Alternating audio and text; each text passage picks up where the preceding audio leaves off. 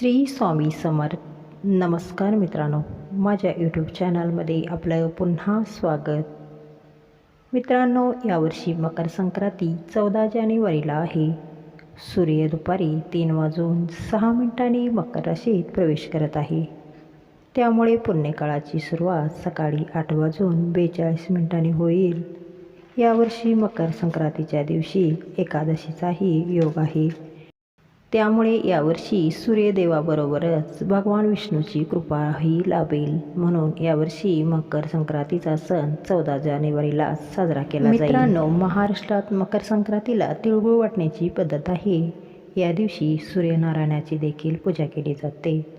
त्यामुळे पाहूयात मकर संक्रांतीची नेमकी तारीख काय व या दिवशी पूजा कशी करावी. मकर संक्रांती मुहूर्त. मकर संक्रांती 2026 बुधवार 14 जानेवारी रोजी साजरी केली जाईल. पूजेचा शुभमुहूर्त आहे दुपारी 2:49 ते संध्याकाळी 5:45 पर्यंत. भोगी कशी साजरी करतात तर संक्रांतीच्या आदल्या दिवशी भोगी असते. या दिवशी सर्व स्त्रियांनी डोक्यावरून पाणी घेऊन स्नान करावे.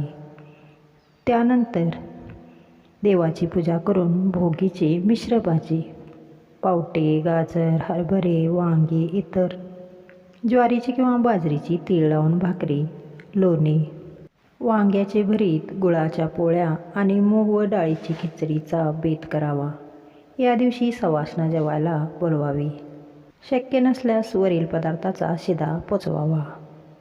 आता मकर संक्रांतीच्या दिवशी सुगड कशी पूजायची ते जाणून घेऊ.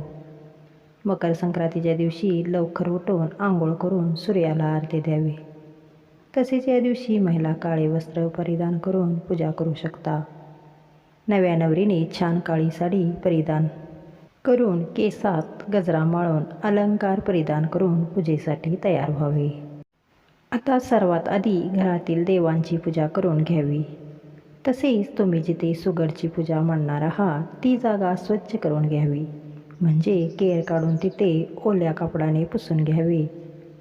आता तिथे पाट मांडून त्यावर लाल कापड घालावे.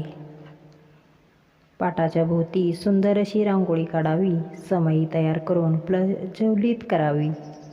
उदबत्ती लावून घ्यावी. आता सुगडांना हळदी कुंकवाची बोटे लावून दोरा गुंडाळावा. सुगडामध्ये गाजर, बोरे, उसाची पेरे, मटार, शेंगा, कापूस, हरभरे, तिळगुळ, कच्ची खिचडी, शेंगदाणे इत्यादी भरावे.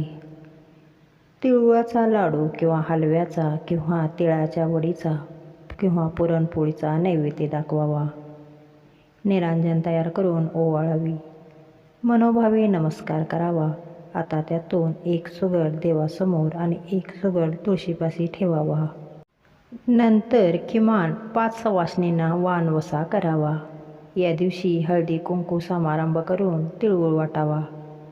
प्रत्येकीच्या ओसा ओटीत भरावा. घरातील सर्व थोरा मोठ्यांचा आशीर्वाद घ्यावा. अशा तऱ्हेने मित्रांनो मकर संक्रांतीची पूजा अर्चा करावी. धन्यवाद. श्री स्वामी समर्थ.